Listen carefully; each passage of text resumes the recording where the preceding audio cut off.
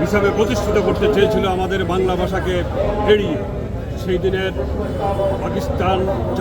পাকিস্তান সরকারের এই ঘোষণার পরিপ্রেক্ষিতে বাংলাদেশের ছাত্র জনতা আপামর মানুষ বিক্ষোভে ফেটে পড়ে। তারা তার প্রতিবাদ করে সেই প্রতিবাদের অংশ হিসাবে সেই দিন 21শে ফেব্রুয়ারি ঢাকা বিশ্ববিদ্যালয়ের মেডিকেলের সামনে আমতলায় তারা যখন 144 ধারা ভঙ্গ করে তারা ভাষার দাবিতে তারা যখন মিছিল নিয়ে বের হয়, তৎকালীন স্বৈরশাসক পাকিস্তানি সরকার আমাদের ছাত্র জনতার উপর গুলি করে সেই দিন তাদেরকে শহীদ করে। সালাম, বরকাত, রফিক, জব্বার সহ আরও জানা অজানা অনেকের বুকে তারা গুলি চালিয়েছে, তাদেরকে শহীদ করে দিয়েছে। আমরা সেই দিন যে প্রত্যাশা নিয়ে বাঙালি উজ্জীবিত হয়েছিল, সেই উজ্জীবিত বাঙালির সেই ফলাফল আমরা পুরোপুরি এখন অর্জন করতে পারে নাই।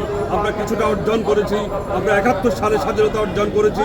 পরবর্তীতে আমরা ধাপে ধাপে অনেকটুকু এগিয়েছি, কিন্তু আমাদেরকে আরও সামনের দিকে এগিয়ে যেতে হবে।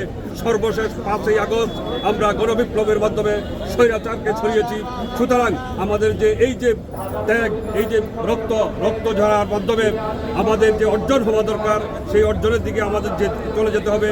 কেউ যেন আমাদের উদ্দেশ্যকে, বাংলাদেশকে পৃথিবীর বুকে সম্মানের আসনে, সর্বোচ্চ আসনে প্রতিষ্ঠা করার যে প্রত্যয়, যে দৃঢ়তা, যে গতি, সেটাকে যাতে কেউ স্তীমিত করতে না পারে, সেটাকে যাতে কেউ বিপদগামী করতে না পারে, সেই বিষয়ে আমাদের বাংলাদেশের জনগণকে সক্রিয় থাকতে হবে, সতর্ক থাকতে হবে। আজকের দিনে বাংলাদেশ ডেমোক্রেটিক মুভমেন্ট এই প্রত্যাশা, আমরা জাতির কাছে এই প্রত্যাশাই করি।